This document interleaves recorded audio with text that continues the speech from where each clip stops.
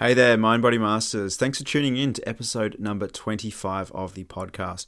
Now, have I got a special treat in store for you today? In today's episode, I'm going to be interviewing Mark Wolynn, who is the author of an incredible book titled It Didn't Start With You: How Inherited Family Trauma Shapes Who We Are and How to End the Cycle. So Mark Wolynn is an expert in inherited family trauma and how trauma can be passed down from one generation to the next. So in today's episode, we go deep into all of the latest science around epigenetics. We talk about what happens to your brain during the stress response, how trauma shapes your brain, and most interestingly, how trauma can be passed from one generation to the next. So if you're someone who is experiencing some kind of weird, unexplained symptoms that no one can seem to understand, or perhaps you're starting to feel really stressed, you're starting to feel really fearful, a depression or an anxiety hit you for no apparent reason, you are not going to want to miss this episode. So be sure to stay tuned. Hi, I'm Jay Curry. As a former chiropractor, I realised that people's physical symptoms started in their mind and not in their body, which is why I now teach people how to heal themselves from the inside out. Now, you don't need to be a monk or a mystic to heal yourself. You just need to learn how to master your mind-body connection. And this podcast is going to show you how. You're going to learn how to understand the hidden meaning of your symptoms, resolve the old emotional baggage that's kept you stuck, and gain practical tools to reduce the stress in your life. This is going to give you the ability to heal not only physically, but also spiritually. And this comes with a dangerous level of freedom. So let's help you become a mind-body master. I am absolutely pumped to be sharing this interview with you today, and I know it is going to be so insightful for you, and I know you're going to absolutely love it. Now, if you've been listening to the podcast for any length of time and you've been really resonating with the message that I've been sharing, today's interview with Mark Wolynn is going to take your understanding of how your brain works, how your mind and your body works to a whole nother level. So who is Mark Wolynn? Well, Mark Wolynn is the director of the Family Constellation Institute in San Francisco, and he's the leading expert in the field of inherited family trauma. His book, It Didn't Start With You: How Inherited Family Trauma Shapes Who We Are and How to End the Cycle, is one of my all-time favorite books. In fact, it's one of the books that's helped me a lot in my own healing journey, so much so that I now recommend it to all of our clients and students inside the Mind Body Masters program. And our students love it. They've made some great connections with it. And Mark's work has helped people all around the world. His book's been translated, I think, into something like 22 different languages and has been really, really helpful for so many people, helping them to heal. So in today's episode, Mark graciously takes his time with me, and we are able to break down some really complex topics and make them simple. We talk all about epigenetics and especially how the stress response in the brain works, and particularly how that stress response can be handed down from one generation to the next. So one of the key takeaways in this episode is you don't necessarily have had to been through a trauma yourself to inherit a stressed out, anxious, fearful, worried, frustrated, whatever brain that you might be dealing with. So if you're dealing with some kind of symptoms or fears or phobias or anxieties or oppressions that do not make sense, this podcast episode is going to be really enlightening for you. So we talk about all kinds of stuff, but most importantly, we talk about how you can start to end the cycle and how you can start to overcome this inherited family trauma so that you can heal from the inside out. So without any further ado, I'm going to cut to that interview with Mark right now. Mark, thank you so much for joining on the show. I'm absolutely pumped to be doing this episode with you. Thank you, Jake. I'm happy to be talking with you. Yeah, awesome. So Mark's work has been really influential in my own life and also the life of our students inside the Mind Body Masters program. Now, Mark talks all about inherited family trauma. So Mark, do you want to tell me a little bit more about what exactly inherited family trauma is? Because I'm sure a lot of our listeners might not have ever heard that term. So do you want to just share a bit about what that is? Yeah. Let's say one of our parents or grandparents lost their mother or their father when they were young, or our mother or our father was sent away or placed in an orphanage when they were little, or maybe one of their siblings, something tragic happened, they died young, or our brother got into the poison. And, an event like this can break the heart of the family. The reaction to the trauma doesn't necessarily stop with the people who experienced it. Hmm. The feelings and the sensations, specifically the stress response, the way the genes express, this can pass forward to the children and the grandchildren, affecting them in a similar way, even though they weren't personally there. They didn't personally experience the trauma. And now, thank goodness, there's lots of research and evidence that shows that this is, in fact, what happens. Yeah, wow. So basically, what you're saying is that we don't necessarily need to have gone through a really massive trauma ourselves. Oftentimes, that stress response that we might feel can be inherited or passed down from our family. Is that right? Oh, exactly. Okay. It's exactly what I'm saying. Cool. Just wanted to make sure we're on the same page there. Okay, that's fantastic. So, and really fascinating, because one of the things that I see with a lot of our people is they've got a lot of unexplained stress. There's kind of like this undercurrent of stress in their lives, an undercurrent of worry or fear, or just some really unusual concerns and really unusual worries. So we're going to talk specifically in a moment about how this inherited family trauma can affect our symptoms and create weird pains and things like that in our body. But do you want to just speak to, Mark, about how this inherited family trauma can affect our stress and our mind and create things like depression or anxiety or these kinds of things? That'd be really useful. Okay, yeah, I'm a big believer in the idea that what we push away, what we ignore, it never really goes away. Hmm. It submerges in our psyche and soma and reemerges later on, often when there's a triggering event, as unexplained symptoms or chronic pain or irritable bowel syndrome or chronic fatigue, or neuropathy. Some condition, some unexplained symptom, or some behavior that we Hmm. can't explain, or some fear that strikes suddenly. Um, in a sense, what gets pushed or submerged reemerges, gets rerouted in a sense. And even if the originating event happened 2 generations ago, we inherit the biological residue of the traumas our parents or grandparents went through. And now here we are a generation later inheriting their stress response, specifically the way there's an epigenetic adaptation, the way their genes express to survive that situation. And after a while, this can turn into an overactive um, amygdala or overactive stress response. Hmm. And after a while, from all of our chronic tightening in our body, um, it, it, we, gosh, how can I say, after years of a chronic holding pattern, defending to protect from some feeling or tightening to feel safe, after a while, all this unconscious tightening can begin to limit blood flow, can begin to limit oxygen circulation in the very areas that we're trying to protect, or in the places in our body where live the feelings we're trying to avoid. And then after a while, we can become hypoxic, Mm. not enough oxygen, and begin to suffer with chronic pain or develop a disease process. And these parts of our body in which we're not conscious, in which we're not living in, because every time we meet our trigger, we tighten in our abdomen.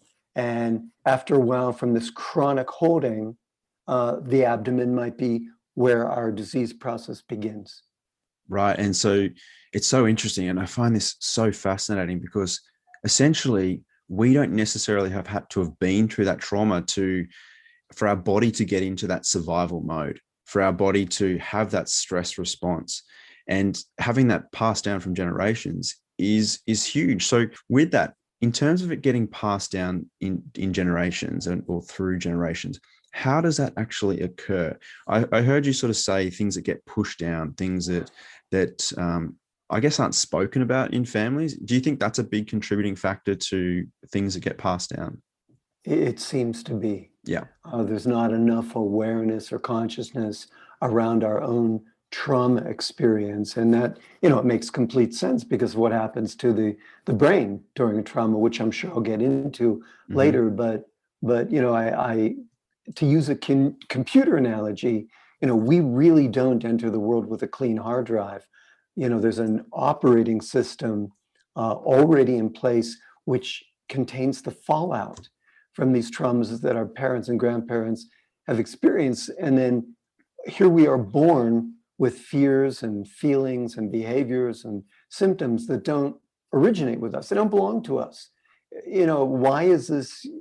The science tells us simply that when a trauma happens, it changes us. Literally, it causes a chemical change in our DNA. And this can change how our genes function, sometimes for generations. So getting a little bit into the science, technically, a trauma happens.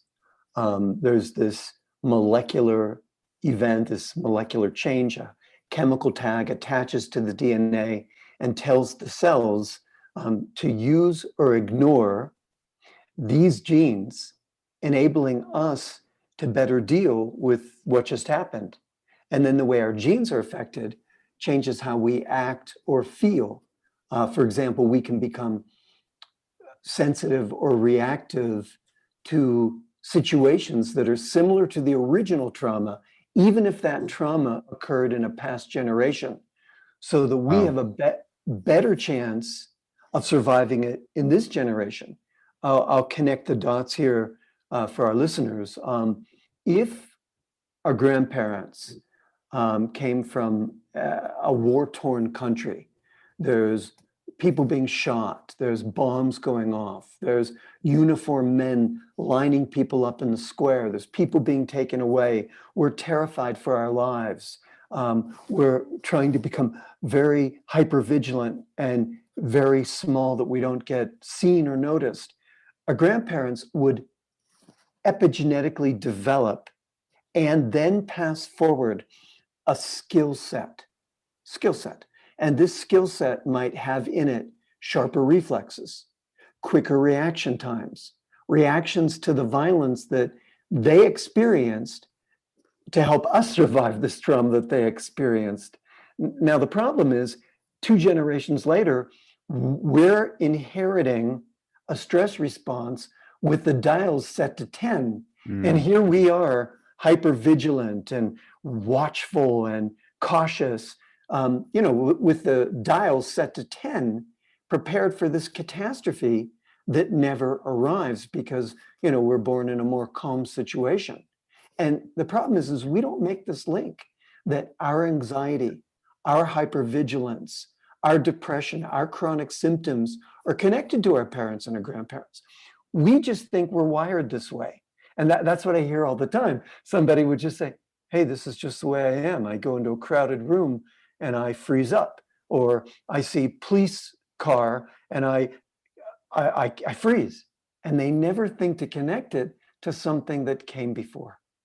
Yeah, well, that's so amazing. And this is going to be so valuable for our listeners, because I'm sure that if they had been through that trauma themselves, that they could understand why they're getting triggered in the moment. They could understand if they personally had been through war, for example, that the sound of loud noises or of a car backfiring might trigger them. But when they're triggered, even though they haven't been through that stress, it can be. I hear this all the time with a lot of our students and clients, is that, hey, I just don't know why I'm so stressed by this. I don't know why I'm fearful of that. I don't know why every time I get into a large crowded room that I just close up. So that's going to be really helpful for a lot of people. So tell me, let's go back a step, Mark. We'll get into a bit more of the research in a minute, because I love this stuff. I really want to talk about how the brain goes into survival mode. But before we do, I just want to hear a little bit about your story. You've got such an amazing story, and you share more about this in the book. And it's interesting because one of the things that I always say is that our physical symptoms are actually one of our greatest blessings. They're here to guide us. They're here to show us what it is that we need to heal in our psyche, in our soul, in our spirit, in whatever capacity you want to look at. Would you like to talk a little bit about your story? Sure. Mhm. Okay, 30 years ago, well, like many of us, I was struggling with symptoms that I couldn't explain. I began to lose the vision in one of my eyes, and all I could see was this gray dot. And I went to the doctors, and they said, "Oh, you have a chronic form of retinopathy, and there's some bad news. There's no cure. And the way it's progressing, we think it's likely going to spread to the other eye." And I'm pretty freaked out, as you can imagine, and I'm desperate to find help. And I say, "Well, what can I do?" And they go, "Well, we don't know. We just think it's stress." And so, Mm. we all hear that, right? It's stress. So I start to, with my good eye, read as much as I can read. And I hear about trainings, or I hear about a wise teacher, and I'm traveling all around the world. I go on this search for healing, literally to the other side of the world. I end up as far as Indonesia, which is not very far for you, but for me, No. that's completely on the other side of the world. And I learned from several very wise teachers who taught me some fundamental principles, one of which was the importance of healing my relationship with my parents, which was pretty broken. But before I could heal that relationship with them, I had to heal what stood in the way. Though I don't know it at the time, it's inherited family trauma, which is where I came up with those three words, inherited Mm. family trauma, 30 years ago. Specifically, the anxiety that I had inherited from all of my grandparents, who were all orphaned in some Mm. way. Three of them lose their moms when they're babies. One was a toddler, two were babies, and the other loses her dad when she was a year old. So ultimately, she loses her mom too in the grief, which creates breaks in the attachment. And the anxiety, though I don't know it at the time, this is the real cause of my vision loss. So I love how we're talking about symptoms, because I think my story fits right in here. I have this chronic anxiety and hypervigilance, and I'm terrified of abandonment, and I have no idea why. I literally back then, Jake, I'm carrying Valium in my pocket, Mm. terrified of the next anxiety attack. I don't Wow. put that in the book, but I'm 19, walking around with a pill in case I experience one of those terrible things again, which I have no idea what it is. So just like my parents, who are more, I always see this too, a generation later, we're more free to feel what our parents can't feel. Right. They're, yeah. Now, I'm sure we'll get into this, but my parents are functioning, being the children of orphans. The orphans themselves are really rigid to function, to even just survive the loss of their mothers. My parents would have been more frustrated and screaming as a result of that. And now here I am, the generation later, feeling everything that's not felt. So like my parents, I've inherited this feeling of being broken from a mother's love, simply put. And what my mom couldn't get, she can't give. What my dad couldn't get, he can't give. And so this is what's passed down in my family. And one of the ways it manifests is I'm about 5 years old, and every time my mom leaves the house, I'm having a panic attack, and I'm running into her room, and I'm pulling open her drawers of scarves and nightgowns and burying my face in her clothing, crying into her scarves, thinking I'm never going to see her again, Wow. and that her smell would be the only thing I had left, which would have been true for my grandparents who lose their mothers. They'd have a garment of clothing with Yeah. her smell. 40 years later, I share this, after I write the book, or as I'm writing the book, I share this with my mom. And she tells me the exact same thing. She tells me, oh yeah, when my mom left the house, I'd cry into her clothes. And then my sister reading the book says, honey, I cried into mom's clothes too. So I'm Oh, learning that the wow. family pattern is we all panicked when our mothers would go around the corner. And so I had to heal a break in the attachment with my mom. I had no idea this is what I was doing. But in doing so, my sight came back. Wow. Now, I never expected my sight to came back. I was geared up for being, blind, and this is what was going to happen. But when it came back unexpectedly, Jake, I just felt compelled to share some of these principles I learned. Ultimately, I end up developing a method for healing the effects of inherited family trauma. Wow. And that's huge. And we're going to get to more about how people can start to heal. I'm sure you're going to give us some great tips on how people can start to make that transition to start healing some of these inherited family traumas. But what you said in there, something really spoke to me. And that was how a lot of times when we're diagnosed with some kind of symptoms, oftentimes, and particularly in modern medicine, we'll be told, oh, it's just stress. It's just stress. And that's it. There's nothing that goes on after that. And it's amazing that you're familiar with the work of Dr. Harmer and how physical symptoms manifest as the result of stress and trauma. But one of the things that I think is really missing in that the traditional medical sense is that ability to actually help people deal with stress, to actually manage their stress and to overcome that stress, particularly, Mark, when it doesn't make sense, when it stems from the fact that your grandparents were orphaned or were separated from their mothers, or there was a death in the family. That's what I think when it makes so much sense to be able to. Jake, I'm going to interrupt you because I just want to. No. I love what you're saying, but I feel the gears turning. I just want the listener to understand. The memories of trauma are imprinted in the sperm of our father's sperm cells, and our mother's egg cells. And we don't know from which, or collectively, or whether we carry this information or not. But what appears to happen is this information somehow passes forward to us. And then as a result, we're born already with an altered brain to prepare us biologically. So we have these altered brains because of this event that was imprinted in the sperm or egg. And here we are prepared biologically to cope with traumas that are similar to the ones our parents experience. And we're not told this. We're not set up for this. We have no clue what's happening. And you're right, I'm a fan also of New German medicine, of Dr. Hammer's work, because he and you and I, we all love the symptom as the guide. Exactly. We all say,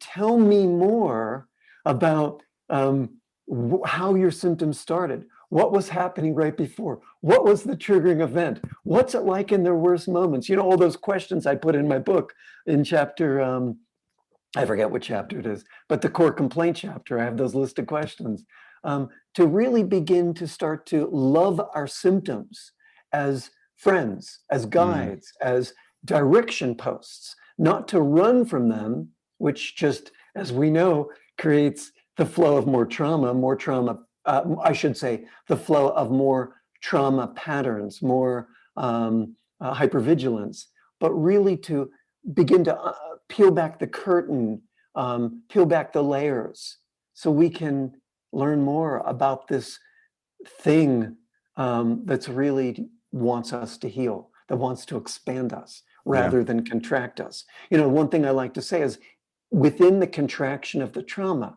is the seed of expansion. And rather than run from this contraction, learn about this contraction, because this contraction keeps contracting in the hopes that one day we'll move in this direction toward expansion. Wow, that's amazing. And it's so in line with everything that we talk about here on the podcast. But hang on, you're telling me that your symptoms are a good thing? As you know, as you agree with me, yes, I'm telling you that. I'm saying that we're lucky in a way that our symptoms are now emerging. Yeah. Remember, they're rerouted, they've now resurfaced, they're now reemerging, and we're lucky now to be able to have a map to help us out of the pain.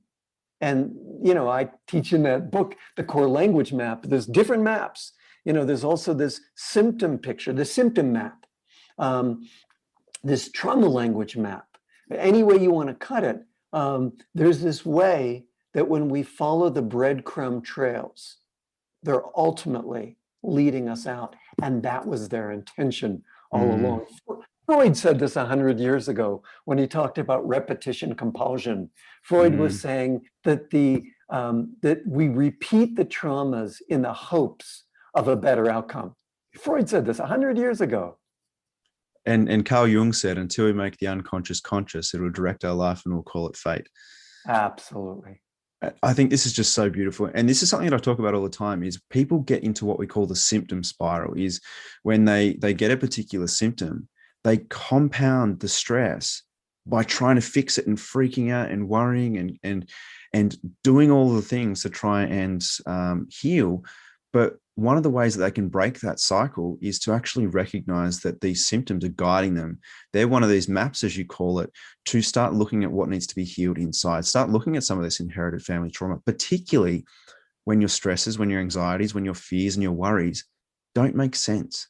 When even though you're living in a calm, safe environment, but you're freaking out every time about a particular thing, that's a really, really good clue on what it is that needs to heal. You said it better than I would. I don't know about that, Mark. Now, I know you talked a little bit about the how there's these tags passed onto the sperm cells. Do you want to share a little bit more about some of the research, particularly with mice, on how these epigenetic changes can occur? I love this. Actually, we need to look at mice because it takes 12 to 20 years to get a generation of humans, and the science has only emerged in the last 15 years. So we can look at 2 generations in humans, but the studies are still out for 3 generations, even though because we study mice, we can extrapolate 3, 4 generations. So let me begin with why mice. Mice and humans share a similar genetic makeup. Over 90% of the genes in humans have counterparts in mice, with over 80% being identical. And plus, every 12 to 20 weeks, you can see what's going on.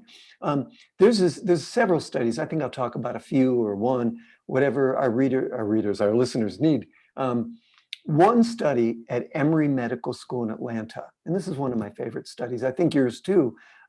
Male mice are made to fear a cherry blossom-like scent. Every time they smell the scent, the researchers shock the mice. And right away in that first generation, there are epigenetic changes, brain changes, blood changes, sperm changes. So in the brain alone, there's enlarged areas that just got created where a greater amount of smell receptors exist. So the mouse can protect itself by smelling it sooner. It's such a cool thing. So they can detect the scent at lesser concentrations. So right away, we see the brains had epigenetically adapted to protect the mice. And there's also molecular chemical cell changes in the sperm. So they thought, okay, what do? Let's take some of the sperm and inject female mice that were not shocked, and let's see what happens. This is the cool thing. In the second and third generation, the pups and the grandpups, just by smelling the smell, became jumpy and jittery. They had inherited the stress response without directly experiencing the trauma. There's a which is so cool. It's amazing. There's a passage in my book. I think I'm going to paraphrase it because it's one of the most replicated studies in all of epigenetics comes from this one trauma. They separate baby mice from their mothers and they watch the effects. And they don't even do it for a long time. So I'm going to paraphrase 4 lines from my book. So there's this one study where researchers, they prevent females from nurturing their pups for up to 3 hours a day. That's it. For only the first 2 weeks of their life. That's it, Jake. 3 hours a day. It's not much. 3 hours a day. Right, not so much for the first 2 weeks of life. Later on, these mice began to exhibit symptoms, behaviors similar to what we humans call depression. They're hiding out in a corner, they're not very social. And then the symptoms seemed to worsen as the mice aged, which we know happens to us when we hit our 30s, 40s, and 50s. And we could talk about why that happens later. Now, surprisingly, some of the males did not express this behavior themselves, but appeared to epigenetically transmit these behavioral changes to their female offspring. That's like fathers going off to war, coming back numb from the trauma, and their daughters carrying their father's fight, flight, or freeze response, his shaking, his terror, his shutdown. And what we know from the studies, it's not just fathers and daughters. Unfortunately, trauma is an equal opportunity employer. Male children and female children are equally impacted by a mother or father's trauma. Look, this is a new study or a new field, and new studies are released every week, and I throw them on my Facebook page. But I want to talk about two that are important, and then we can go wherever you want to go.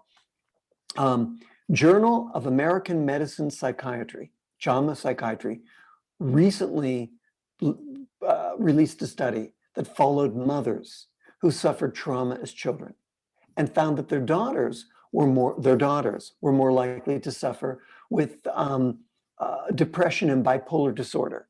And then a recent Tufts University study found that men that suffered trauma as children were able to pass their anxiety to their kids through their sperm. Now, why this is significant is it was the first study to show that the human sperm mirrored the same changes, the same non-coding RNA changes that they found in the mice in the labs. With the cherry blossoms. Bingo. Yeah. Yeah, wow. Wow. That's so, what you're saying is that the mice that smelt the cherry blossoms, they were passing that that stress response down up to 3 generations. And what you're now saying is that some of the latest epigenetics studies are showing that that same change in the sperm occurs in humans. That's huge. Absolutely. And then the same guy, Brian Diaz, I'll give our listeners a bit of good news. The same guy, Brian Diaz, who shocked the mice and looked at that fearful epigenetic signature, which was passing down through the generations, he finds that if he took those same mice and stopped shocking them, that what would happen was that they were, so they're taught not to fear this shock anymore, this smell anymore, because they're not shocked. So after a while, they're exposed to the smell, but they're not shocked. These mice no longer showed the heightened sensitivity to the scent.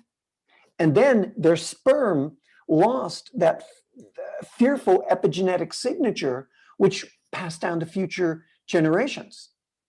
And so therefore the pups, I'm assuming, weren't as depressed, they weren't as anxious, they weren't as fearful of the scent. Absolutely, because when the traumatized mice were exposed to positive experiences, and I'll get into this later, it changes the way the DNA expresses. Technically, it inhibits the enzymes that cause DNA methylation and histone modifications. And those are two other factors of epigenetic transgenerational inheritance. Non-coding RNA, DNA methylation, histone modifications. There's about 6 of them. I can name them all if you want me to. But that's exactly right. So it changed the way the DNA expressed. Wow, that's amazing. And so let's go back a step. Like, let's look at how trauma affects the brain itself. So one of the things that you said there is that these mice that got shocked, they actually had growth in some of the scent receptors in their brain. So essentially that in itself is an epigenetic change as well, because it's helping the mice to better prepare, to better smell that danger coming. Do you want to share a little bit more about how trauma in our own experience, how that shaped our brain? Okay, remember, we're inheriting an altered brain, like the mice who are inheriting this greater amount of smell receptors to protect them from the scent. In other words, the mice of later generations, just by smelling the smell, they've already got the adaptation, the heritable adaptation. They're inheriting, in a sense, an altered brain. That's what's happening to us too. I like to say simply that we're inheriting our parents' and grandparents' stress response through the gene expression. I like to say that we're inheriting this just slipped my mind. I went brain dead. See, I've already got just my brain left. We're inheriting, simply put, a overactive amygdala, a thumping.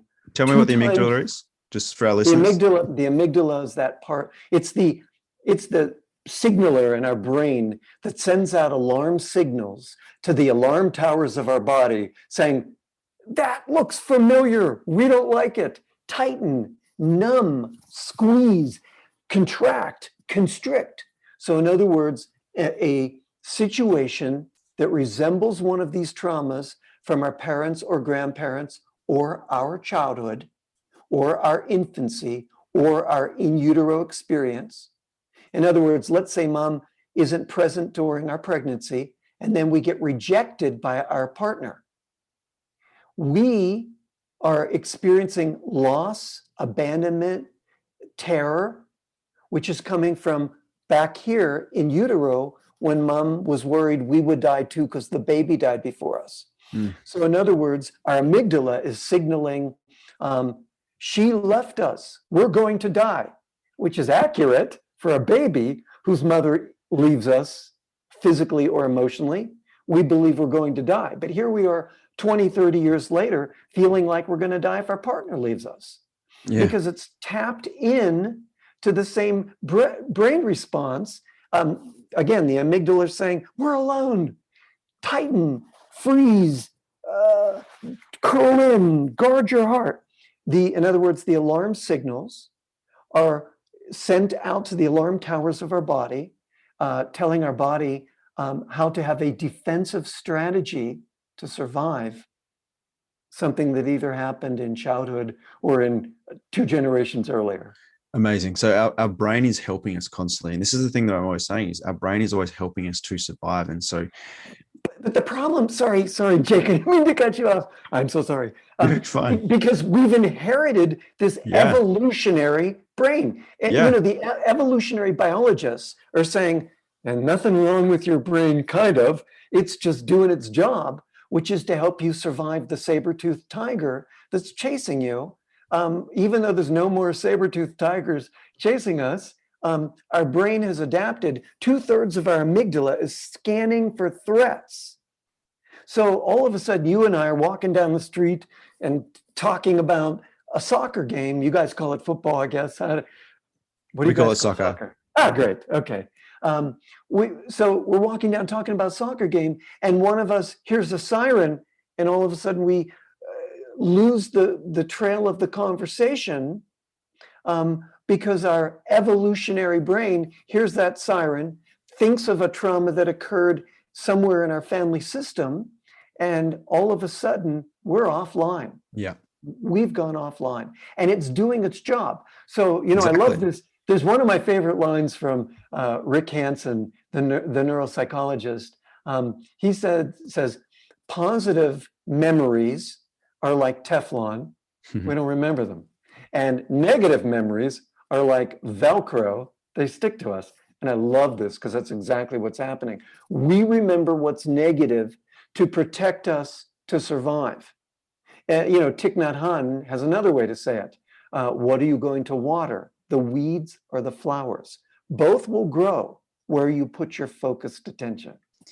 And I think this is so important is that our brains, and I don't want to just skip over this because this is so important, is that negativity bias. And that negativity bias of our brains remembering the painful, stressful situations that we've been through and that our grandparents have been through is an evolutionary advantage to keep us safe. And so these memories are so much more important to us than the positive memories that we have, because these positive memories, they're not a threat to our survival. And one of the things that I forget about, or people forget about as humans, is that we are animals and our brains are wired for survival. Our brains aren't designed to make us happy. Our brains are designed to keep us alive. So that is just, my mind is blowing here, and I'm sure our listeners' minds are blowing here as well.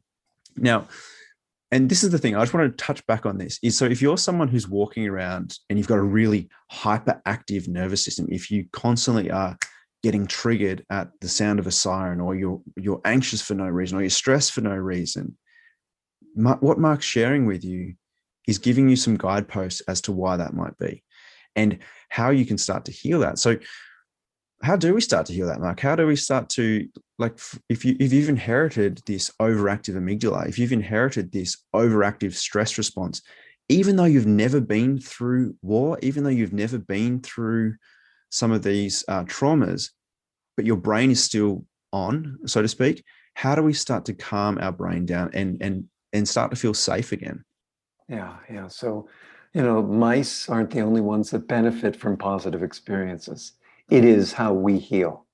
So, look, we've got to calm the brain's stress response. Mm-hmm. Whether we've inherited that stress response from our parents or grandparents, or whether we had an early trauma as an infant, or we're in an incubator, our mom loses a baby before us, our parents are splitting up, our parents break up when we're 1 or 2 or 3 or 4, or in utero, mom's carrying us and her best girlfriend dies, dad's drinking and she's feeling trapped, whatever, whether it comes from generational events or our early events, we've got to calm our brain's stress response. Yeah. And to heal, we've got to have positive experiences that can help us change our brain. And then the main thing is we need to practice the new feelings and the new sensations associated with this positive experience. And when we do this, we not only create new neural pathways, we know that, but we also begin to stimulate the release of feel-good neurotransmitters like dopamine or serotonin or GABA. Or we also stimulate the release of feel-good hormones in our body, estrogen, oxytocin. Even the genes that are involved in our body's stress response, they can begin to function in an improved way. And, we can change the way our DNA expresses. There's many studies on mindfulness that I believe I list one in the book, that after 8 hours of mindfulness, the pro-inflammatory gene response changed after only 8 hours. So the idea is to have these positive experiences. Now, these positive experiences, they can be, I want to tell the listener what they are. They can be experiences of receiving comfort or support where there was none, or having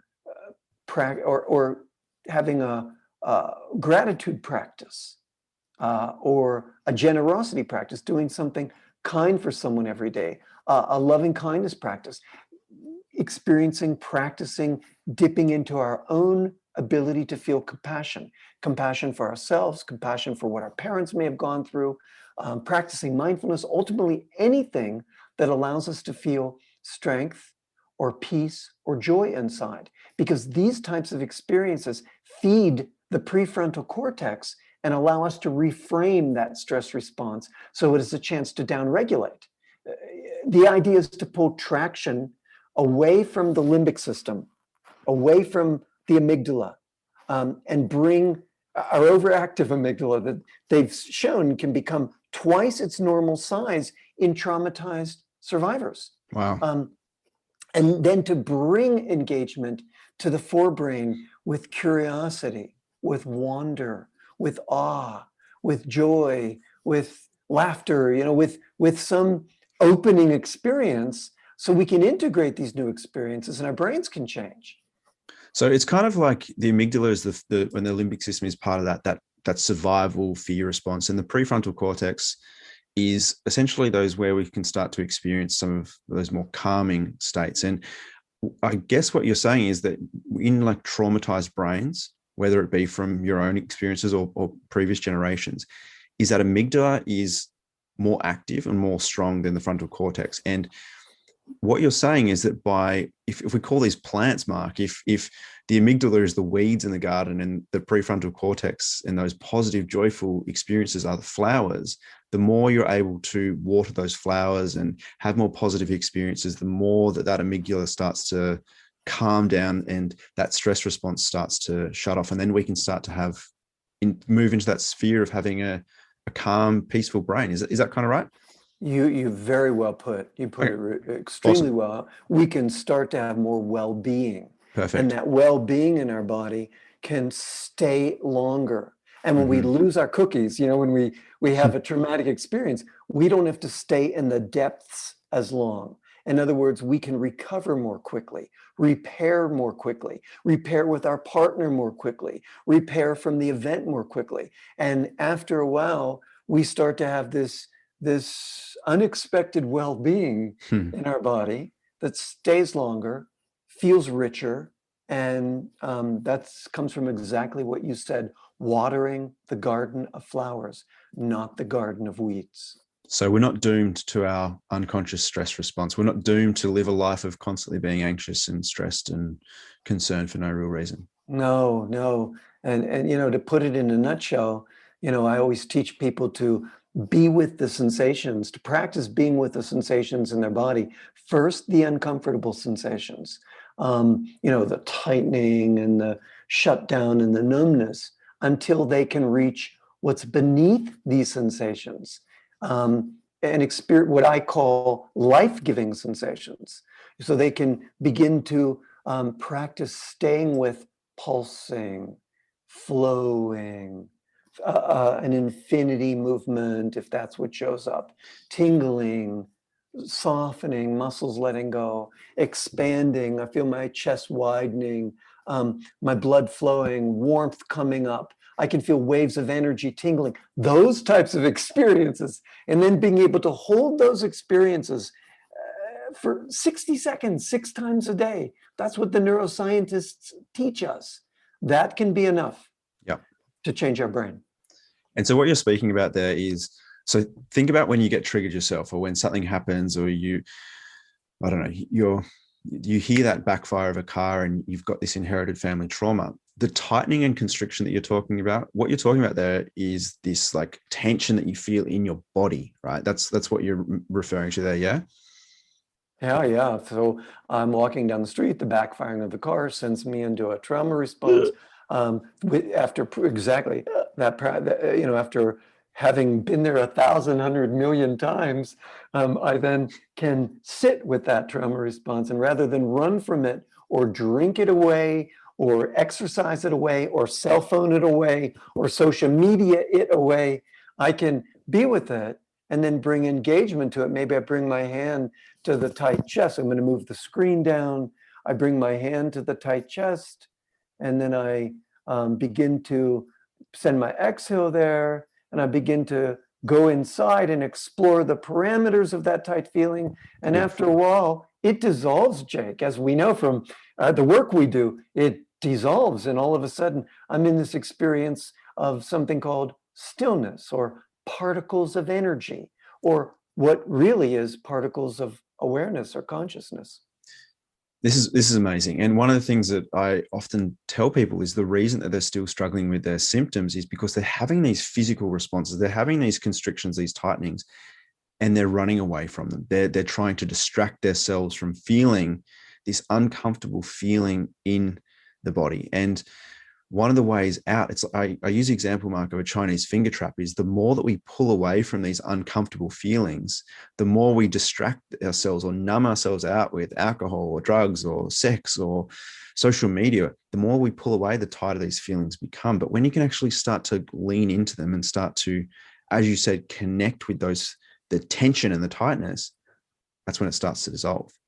Very well put again, my friend.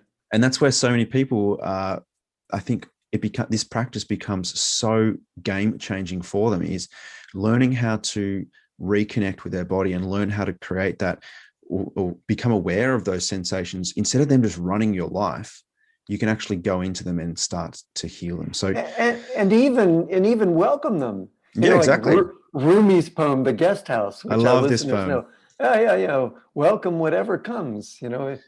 I'll have to post a link to that in the show notes of Rumi's poem, "The Guest House." That is one of my favorite quotes. I can't remember it off the top of my head, but I will post it in the show notes below. Okay, Mark, we've got so much to talk about. And one of the things that I'd love to know is, have you got some example? Like we talk all about how when our bodies go through a particularly stressful event, or when we inherit a particularly stressful event, our body will experience some kind of symptom, some kind of problem, like your eye, for example. And these symptoms are not something to run away from. They're something to guide us to deal with what's going on inside.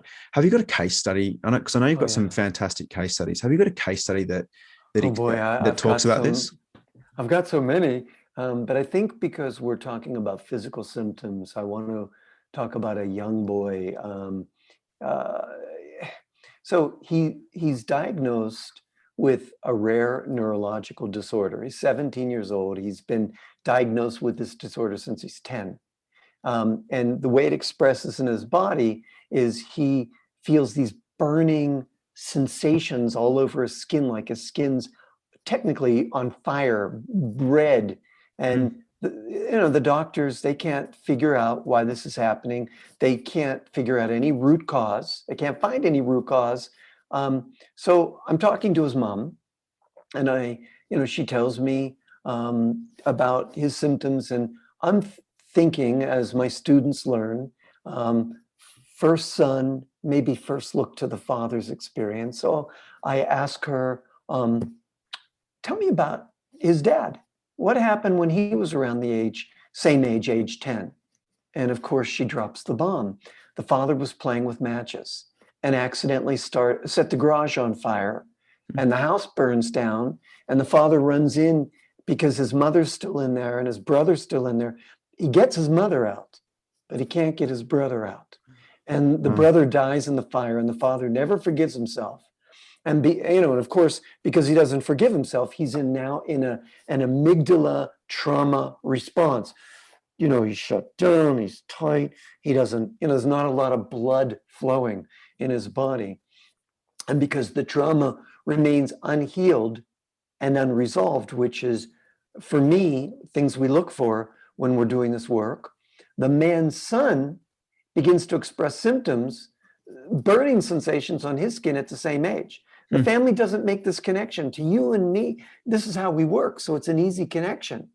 But after the family bringing this to light, the boy's symptoms subside. Wow. So it's a simple story, but profound in its implications. Yeah, and so one of the things that I heard there is that because what he experienced was so traumatic, and I can't imagine what that would have been like. That's horrible. But because that was so overwhelming for him, because it was just too much, he just shut down and he numbed out, and he didn't learn to work through that. Exactly. And that's what caused it to be passed on. I would say that is accurate. That for me, what I see, many of us have trauma in our family history. Mm-hmm. We do, but not everyone manifests inherited family trauma. What's the difference? Yeah, tell me, what is the difference? Why do some people seem to relive and others don't? Epigenetics is just one piece of the puzzle. Look, we know embryologists for 100 years have been talking about the egg line when it stops dividing. So when our grandmom is, let's say she's 5 months pregnant with our mother, the cell line, the egg line stops dividing. So all the eggs our mom's ever going to have are already in her body when she's 5 months a fetus. And one of those eggs is us. So you could say that we are in our mother's body inside our grandmother's body. And the implications just thinking about that are, oh my God. So we would feel what grandma feels and mom would. So that's one thing to think about. And then when you add the work of Bruce Lipton, where a mother's emotions are chemically communicated to the fetus through the placenta, biochemically altering the genetic expression, grandma's feelings, her traumas, her thoughts, her fears are affecting mom and us. That's one thing. But I think what we're asking here is, what seems to anchor these traumas? What creates these repetitions? And here's what I see, Jake. When the traumas aren't talked about, when the healing is incomplete, when the pain or the grief or the embarrassment or the shame or the rage or the frustration is too great and we tighten instead of open, or the people in our family system, they're excluded or rejected because of the terrible things they did or what happened to them or what they caused, because there's not been any resolution, then what we see is aspects of these traumas tend to show up in later generations. So unconsciously, we'll repeat the pattern or we'll share a similar unhappiness with our parents and our grandparents until that trauma finally has a chance to heal. Wow. I think that is just so powerful. And this is the thing, is traumas aren't spoken about. It's something that isn't really spoken about in family systems a lot of the time. And shame is something that loves secrecy. And once you can actually bring some of this stuff to light, that's when you have the opportunity to heal, even for yourself. Like if you've been through something traumatic and stressful, the amount of times just by talking with people about it and for them just to get it off their chest, you see a change in them almost immediately. It's like they just, I've never actually spoken to anyone about this. I've always felt so ashamed, embarrassed. I've always felt so angry at myself for this. And once people are able to share that, that's when things really start to change. So thank you so much for pointing that out. Now I want to go back a step. Now you said earlier, and you said we're going to get to this, and so I'm going to hold you to your word, Mark. You said, why is that our symptoms get worse as we get older? Yeah, it's true. For this, I'm going to go back to Carl Jung. Jung wouldn't take a patient until that patient was 40 years old.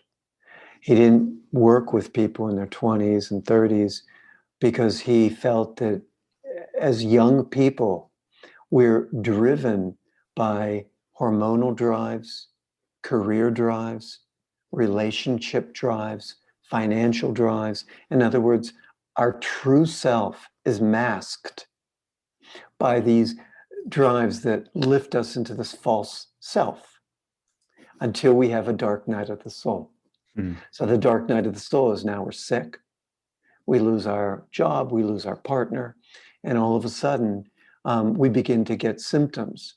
In other words, as our hormones begin to recede, we already have our kids, we already have our career set. What I seem to notice is we tend to get sick in mid to late life. We seem to get sick in our late 30s or 40s or 50s, which is often what I see. When our hormones begin to recede, our career drives begin to lessen, we're more threadbare, we're more real. And then all of a sudden, we're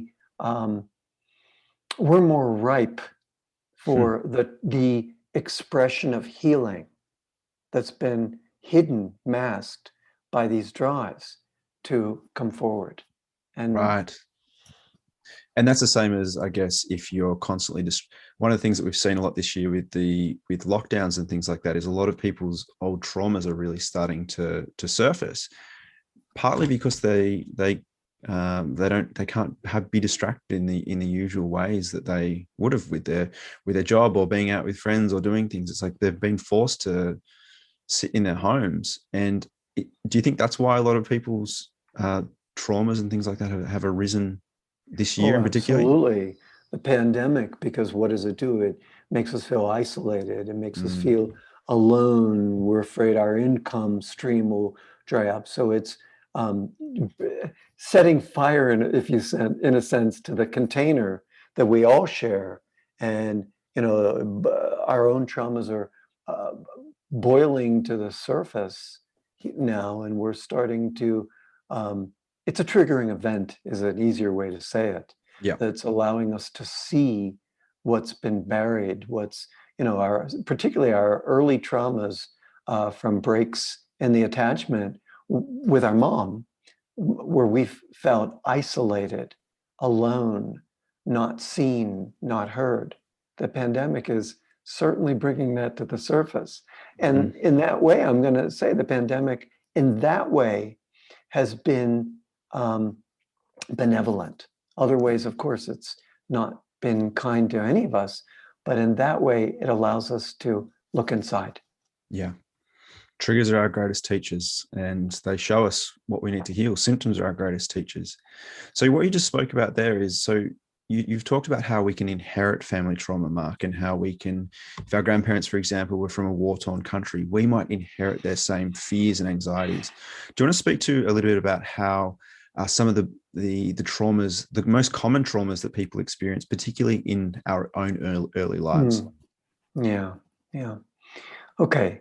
So I was giving a little bit of a map earlier, but I think I want to run through that map again because it's kind of important how these breaks in the bonds, how they happen.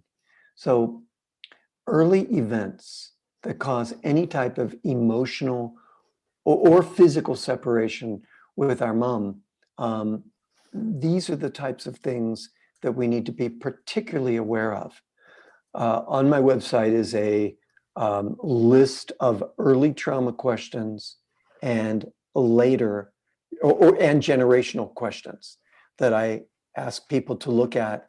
And the early trauma questions are going to cover this territory. What was going on with your parents during conception? Did your mom and dad, did they like each other or did they have to get married? Were they ready to be pregnant? Did your mom feel trapped having to marry? Did your dad feel trapped having to marry? Was he drinking? Was anybody cheating? Was anybody breaking up? Did mom have any events during pregnancy? Did she begin to eject the child? Did she have to sleep have bed rest for the last few months? Was she afraid she'd lose the baby? Did she lose a baby prior? There's so many things to look at. Was the labor long? Was there an events during the delivery? Was it a long labor? Were you born with forceps? Did her mom die? Did her dad die? Did they have enough money to survive on? Were you in an incubator? Did your parents take a vacation too early? There's so many questions that I always want people to answer these questions for their own well-being. Because when there's been a break in the bond, a break in the attachment with our mom, it's a challenge for us to feel safe and secure in life. When mom's connection is cut off, physically, emotionally, we have difficulty trusting the feeling of who we are inside. That's because a child's inner experience is dependent on mom's attunement. So when we have a break in the bond with our mom, it's like having a break in the bond with our inner core. The psychoanalyst Heinz Kohut, he talks about how the gleam in the mother's eye is how the child develops in a healthy way, which is true. Like the still face experiment. Yeah. And when we're cut off from our mom's presence because she's distracted, we're cut off from our core, our gut feelings.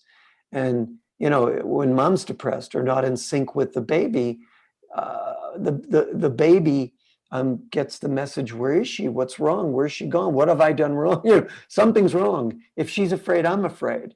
If her attention is diverted because of stress or panic, the baby gets the message, where did she go? I mustn't matter. I'm not enough. I'm too much. Ultimately, something must be wrong with me. So we can even get these messages that something's wrong with me. Or even develop an early strategy, Jake, of leaving our core to organize around our mother's feeling states. In other words, if I make mom feel okay, then she'll make me be okay. And so we can have this early pattern of repeatedly leaving our consciousness in a way, our body, our core, to attend to her rather than stay in her body and have her attend to us, because we've no longer now trust receiving from her because she was distracted or disconnected. So we don't trust receiving from her. Now we become a giver, giving to her, but it's a break in the attachment because we're not receiving from her. This is how babies develop, Jake. As we know, as you know from hanging around me, that it's that sort of, the baby develops through the mother's gaze, the mother's attunement, the mother's mirroring, the mother's bonding. But when she's gone, we feel alone, and we yearn for that security that's missing, basically the dopamine that's missing in the brain's reward motivation circuitry. Now we're searching for it outside of ourselves, for what's missing in alcohol, drugs, sex, TV, cell phones, social media, Netflix, binge watching, whatever. So one of the things that I said that you said there is that talking about how when we have that broken bond at an early age, we develop strategies to essentially get our needs met. So things like not having any boundaries, always giving to other people. If that was a pattern that you used early on, this is typically going to be a pattern that we see later in life, I guess, as well, in terms of needing you'll see children like go, hey, oh, and like they'll be really animated and happy trying to get attention from their mother, or they might be attuning to their needs. You might become quite empathic and learning how to pick up on the needs of other people and attuning your own needs to them. I want to jump in here. Imagine that child empathic to his mother's needs or her mother's needs. Imagine the energy, that pattern of giving to her to feel okay. It sets up a pattern of overextension, which later can look like chronic fatigue syndrome. Mm-hmm. So we become this giver, this people pleaser. We do rather than be. We go out there rather than stay in here and receive. It's exhausting. Yeah. And I'm sure a lot of our listeners can relate to being a people pleaser, being an overdoer, always needing to feel as though you need to be achieving or be successful to feel safe and feel okay. And this is where a lot of this stuff stems from, Mark. So this is so enlightening for me, for our listeners. This has been fantastic. And we're going to link up all of those questions that you have on your website. We'll link them up in the show notes so that you guys can go and check that out and have a listen there have a read and go through some of those questions that Mark asks. So Mark, how can we finish this one? And what I want to say is that how do we actually start to break this cycle? So if you've inherited some family trauma, and we've talked a little bit about this in terms of creating that positive experience and rewiring our brain and starting to get into that place of well-being. But can you share some quick tips on how we can start to break this inherited family trauma, or how we can start to also, how we can break the inherited family trauma and how we can also start to feel safe again? Yeah, I think the first thing I would tell the listener is, if we're struggling with an unexplained symptom or our child is struggling in some way, first thing I want to say is children express what's unresolved between the parents, what's unresolved behind the parents, but children also mirror to the parents what the parent felt at their age, but we've suppressed it. In other words, we're the kid tugging at our mother's, clinging to our mother, saying, "Mommy, mommy, mommy, this is what you felt when you were little, but you didn't let yourself feel it." So number one, look at your child's symptoms as a way of showing you your own symptoms. That's the first thing I'd like to say. The second thing is, if your kids are struggling or with unexplained symptoms or depression or anxiety or OCD or a phobia or some destructive behavior, or we are, ask these questions, shake the family tree, see what falls out, really, what family secrets have been hidden? What stories didn't get told? People aren't talking about it, or what traumas never healed all the way? Ask questions. Yeah. Ask your cousins, ask your aunt, ask your uncle, just ask. This could get uncomfortable. Absolutely. But you'll learn things that were kept sealed that are affecting you. And then I want to say, talk about the traumas in your family and try to work through them yourself. Work through them. Well, Jake and I were talking earlier about being curious about symptoms. Curious is a brain state of the prefrontal cortex. Curiosity is your friend, and ultimately the symptom is your friend. Be curious. so they're not passed down into future generations. Because the more we know about these traumas, the more we can bring relief to our kids. And then the more our kids who are struggling without a clue as to why can say, oh, thank you. Thank you. Now I have a coat to hang. Now I have a hook to hang my coat of trauma on. It's basically when we ignore the past, it comes back to haunt us. But when we explore it, we don't have to repeat it. We can break these destructive patterns. And then, as we talked about earlier, have positive experiences that calm the brain stress response. And then let these positive experiences that have meaning for you. Let them be meaningful. Don't do them because Jake and I are saying doing them. Do them because it feels right in your body. Make them a daily practice, these positive experiences, these new sensations. Change your brain. Yeah, and I guess one of the beautiful things to end on there is change your brain. Is just because you have a whole heap of symptoms, just because your brain is stuck in fight or flight or freeze or fawn mode, doesn't mean that you're destined to live that way. And what Mark is sharing and all of his amazing work and his research is showing you that you can change your brain. You can heal these inherited family traumas, and you can heal yourself both physically and emotionally and spiritually, all from the inside, which is beautiful. Absolutely. In fact, to just carry that thought even one more sentence, the traumas, again, are our friend, designed to help us heal this pattern. So as they arise, look with curiosity and run with it. Beautiful. Thank you so much, Mark. And that is just such a beautiful point to leave on, is that people that are in that symptom spiral, chasing the answers to their symptoms and their problems in life and their stress and all this kind of stuff, trying to fix it, creating so much more stress isn't helping. Be curious, look at that. And what is this symptom? What is this trauma? What is this stress, anxiety, depression trying to show you? So Mark, thank you so much for joining us. I'm sure this is going to be an absolutely amazing episode for our listeners. It's been great to talk to you. Now, Mark, just tell us, how can our listeners find you? How can they learn more about what you do? Okay. My website, markwolynn.com, markwolynn.com, is a good resource. I talk about the book, I talk about the training, we do private sessions. So anything you need is there.